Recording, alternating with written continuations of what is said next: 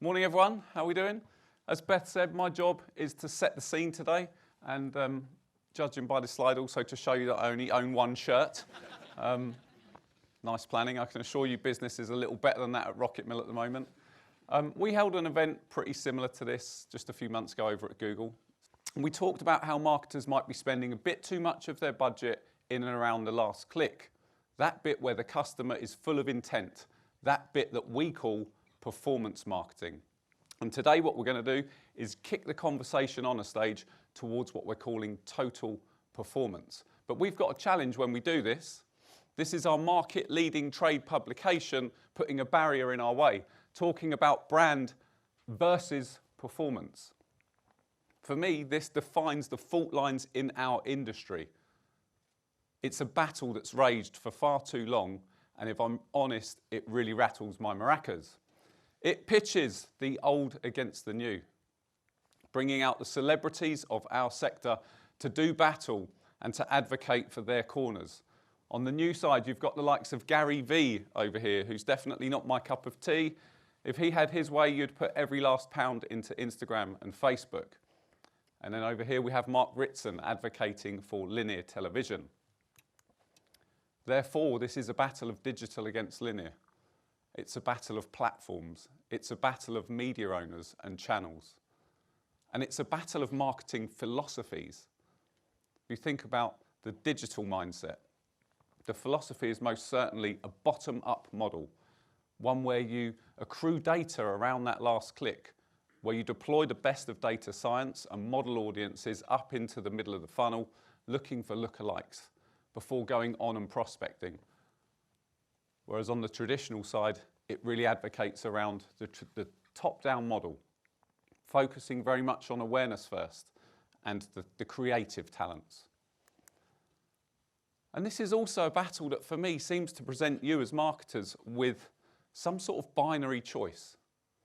And this isn't the case, but what it seems to present to you is you can be a noisy product, over-investing in performance marketing, or you can be a trusted brand investing in the credibility of TV. And that's not the case.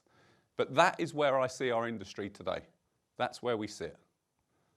We can't agree on what works, and we can't agree on how to measure it. And I think it's pretty embarrassing. And the good news is, we're not the first sector to face such a challenge. I came across a great story recently on the Harvard Business Review that I thought I'd share with you because it could inspire us today. It was about the 1929 US stock market crash. And I know all of you will be more than aware of what happened there, but I just want to share with you some stats around how calamitous this was. The Dow Jones Industrial Average lost 89% of its value in the 3 years following this crash. 1 in 4 Americans lost their jobs. Millions of them lost their life savings, and thousands of banks failed. And some of the embers that led to that moment, we share those in our sector. In the lead up to this, there was a lack of transparency in how businesses were reporting their financial results. This led to some sort of deficit of trust and eventually a well-documented collapse of confidence. It's hard to believe, but up until this point, businesses were allowed to report their financial results in any which way they chose. Reporting your revenues in your annual accounts was an option, and most businesses quite naturally decided not to do it. They thought their competitors would use it against them. And accountants of the era described what they did as an art, not a science. This is where it all starts to sound quite familiar for me, for our sector. But what's really interesting is how they tackled it. They created the SEC in around 1932, the Securities and Exchange Commission, and they had an absolute mission to protect their investors via transparency. So they created a standard practice around businesses and how they audit and account for their financial performance. What they created back then is what we take for granted today, and it's the bedrock upon which we operate our global capital markets and our investor decisions. And I think it's time we learnt from them. We share some of the same problems they have. We've got a very well documented transparency issue in our supply chain, in how we trade our media. We can't agree on what works, we can't agree on how to measure it. And while we rifle our way through an unprecedented amount of money, 23 billion it's going to be in the UK, that's a record sum. As we rifle our way through that money, we're suffering a crash of our own. Trust in advertising sits today at the lowest ebb it ever has.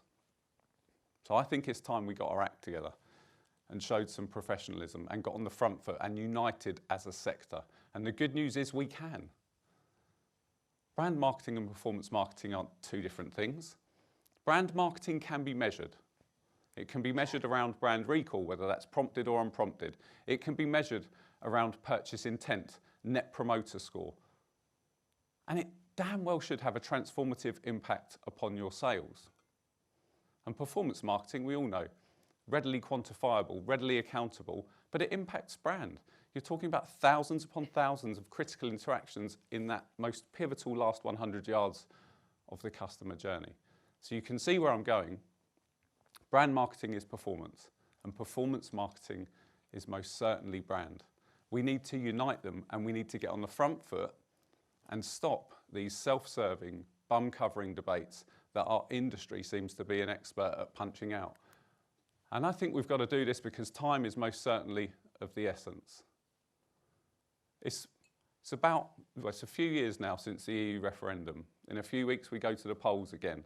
In my opinion, the warning lights are flashing quite violently on the domestic, the micro and the macroeconomic picture.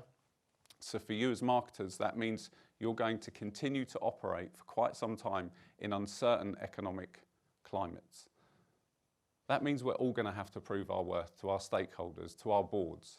And that means we're going to need to embrace performance at every single level of the funnel, regardless of how you badge your activity and your marketing philosophy. And that's why we set up today. We're going to try and help you thrive within this climate. And we're going to do this by hopefully marrying and celebrating the marriage of brand and performance by taking you back to the future. Thanks, everyone.